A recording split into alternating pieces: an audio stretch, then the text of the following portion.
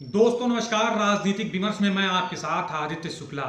3 राज्यों में विधानसभा के नतीजे आ गए। कुल का देखें तो 5 राज्यों में पूरा चुनावी समीकरण चुनाव परिणाम से स्पष्ट हो गया। लेकिन हम चर्चा करते हैं 3 राज्य की विधानसभा चुनाव के नतीजे से कि इन नतीजों से आखिर स्पष्ट क्या हुआ।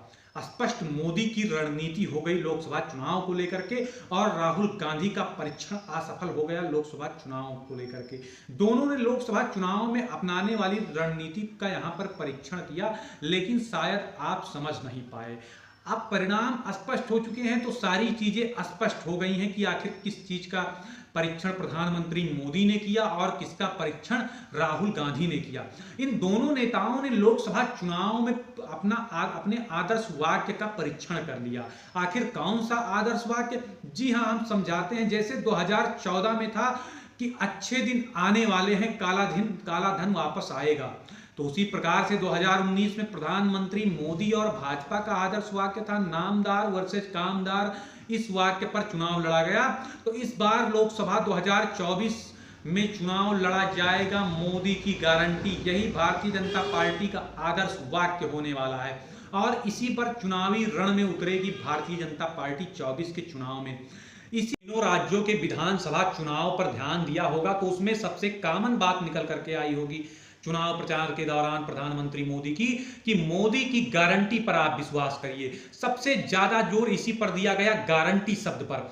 हम आपको बता दें कि 2024 के लोकसभा चुनाव को देखते हुए प्रधानमंत्री मोदी ने इस आदर्श वाक्य का परीक्षण इन 3 विधानसभा चुनाव में कर लिया और यह परीक्षण सफल भी हो गया, क्योंकि जनता ने वास्तव में जिस प्रकार से छत्तीसगढ़ के आदिवासी इलाके में प्रधानमंत्री मोदी ने जाकर के अपनी गारंटी का विश्वास दिलाया और जनता ने उस गारंटी पर विश्वास किया। जहां पर छत्तीसगढ़ राजस्थान में मामले एग्जिट पोल के नतीजे भाजपा के खिलाफ थे, वहीं पर परिणाम जब आए तो सारे नतीजे स्पष्ट हो गए कि जनता ने मोदी के गारंटी पर विश्वास कर लिया। जिस प्रकार से नामदार वर्सेस कामदार अच्छे दिन आने वाले हैं, इस पर विगत 2 लोकसभा चुनाव लड़े गए जिसमें सफलता हासिल हुई, तो 2024 का लोकसभा चुनाव प्रधानमंत्री मोदी की गारंटी पर लड़ने वाले हैं। सबसे ज्यादा आदर्श वाक्य प्रयोग किया जाएगा 2024 के लोकसभा चुनाव में, गारंटी शब्द पर सबसे ज्यादा जोर दिया जाएगा, क्योंकि हम देख चुके हैं विगत 10 सालों में प्रधानमंत्री मोदी ने जिस प्रकार से अपनी गारंटी लोकसभा चुनाव, चाहे शौचालय का मामला हो, चाहे आयुष्मान योजना का मामला हो, चाहे गरीबों को घर देने का मामला हो, इन सब पर जोर दिया और सबका अपना वादा पूरी तरीके से पूरा किया जनता के बीच में जाकर के। जिस प्रकार से भारतीय जनता पार्टी ने सोशल मीडिया के माध्यम से या फिर जन जन तक पहुंचने का जो उन्होंने अपना एक योजना बनाया, उसके तहत लोगों तक पहुंचे और अपने कार्यों का उन्होंने प्रचार प्रसार किया। हम कह सकते हैं कि विगत विधानसभा चुनाव में कांग्रेस ने भी परीक्षण किया, लेकिन किस चीज का परीक्षण किया? कांग्रेस ने परीक्षण किया ओबीसी कार्ड और जातीय समीकरण को साधने का। उसका भी यही अनुमान था कि हम इन तीनों राज्यों में जातीय समीकरण को साधने का प्रयास करेंगे। यदि हमें इन तीनों राज्यों में सफलता मिलती है तो हम 2024 के लोकसभा चुनाव को पूरे चुनाव को जातीय समीकरण में बांटने का प्रयास करेंगे और हम जातीय मुद्दे पर चुनाव लड़ने की कोशिश करेंगे।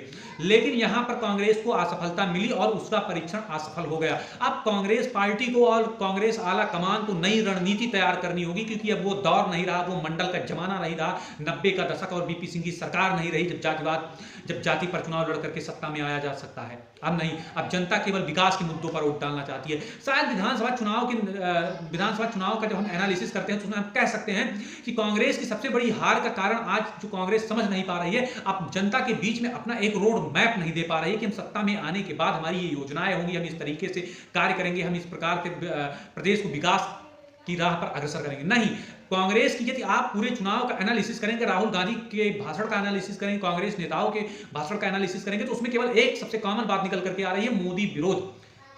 जितना रोड मैप प्रधानमंत्री मोदी भारतीय जनता पार्टी बताती है, सिर्फ उसका विरोध इन्होंने चुनाव भर में किया। अपनी कोई नीति कि हम सत्ता में आने के बाद क्या करेंगे, अपनी कोई नीति राहुल गांधी और कांग्रेस ने स्पष्ट रूप से तीनों राज्यों में बताने में असफल रही। शायद यही असफलता का कारण रहा। और अगर विगत चुनाव को आप देखेंगे 2016 और 17 के बाद से, तो शायद यही कारण है कि कांग्रेस अपनी नीतियों को जनता में बताने में कहीं ना कहीं असफल साबित हो रही है। इस बार दोनों भाजपा और कांग्रेस दोनों ने यम को साधने का कोशिश किया। हम आपको बताते हैं कैसे। कांग्रेस ने यम को साधने का प्रयास किया। कांग्रेस के यम का मतलब मुस्लिम, उन्होंने मुस्लिम वोटों को साधने का प्रयास किया, जिसमें शायद वो सफल भी रहे। भाजपा ने भी यम को साधने की कोशिश की, लेकिन किस यम को साधने की कोशिश की? यम मतलब महिला। जितने भी आवास पास हो रहे हैं महिला के नाम पर, खाते खुल रहे हैं महिला के नाम पर, आयुष्मान योजनाएं मिल रही हैं ज्यादातर महिलाओं, आप देखेंगे महिलाओं को ज्यादातर मिल रही हैं, घर मिल रहे हैं महिलाओं को मिल रहे हैं। तो कहीं ना कहीं भारतीय जनता पार्टी के प्रति जो महिला वर्ग का जो है रुझान है, झुकाव है, वो कहीं ज्यादा है। आज विपक्षी पार्टियां जातीय समीकरण में जातीय समीकरण पर चुनाव लड़ना चाहती हैं, लेकिन भारतीय जनता पार्टी वर्गों को साधने का प्रयास करती है। गरीब वर्ग, महिला वर्ग, पुरुष वर्ग, इन वर्गों को जो है साधने का प्रयास करती है। शायद इस बात को कांग्रेस नहीं समझ पा रही है। और लोकसभा चुनाव के लिए अब कांग्रेस को यदि लोकसभा चुनाव में अच्छा बेहतर परफॉर्मेंस करना है तो कहीं ना कहीं उसे एक रोड मैप तैयार करके जनता के बीच में लाना होगा। केवल मोदी विरोध से लोकसभा का चुनाव नहीं जीता जा सकता। इस बात को कांग्रेस के आला कमान को समझने की आवश्यकता है। शायद यही कारण रहा कि तीनों राज्यों में कांग्रेस को बुरी तरीके से शिकस्त मिली। इसी प्रकार के विश्लेषण के लिए, सटीक विश्लेषण के लिए, राजनीतिक समझ के लिए, राजनीतिक समीकरणों को समझने के लिए, चुनावी समीकरणों को समझने के लिए आप हमारे चैनल को अवश्य सब्सक्राइब करें। नमस्कार।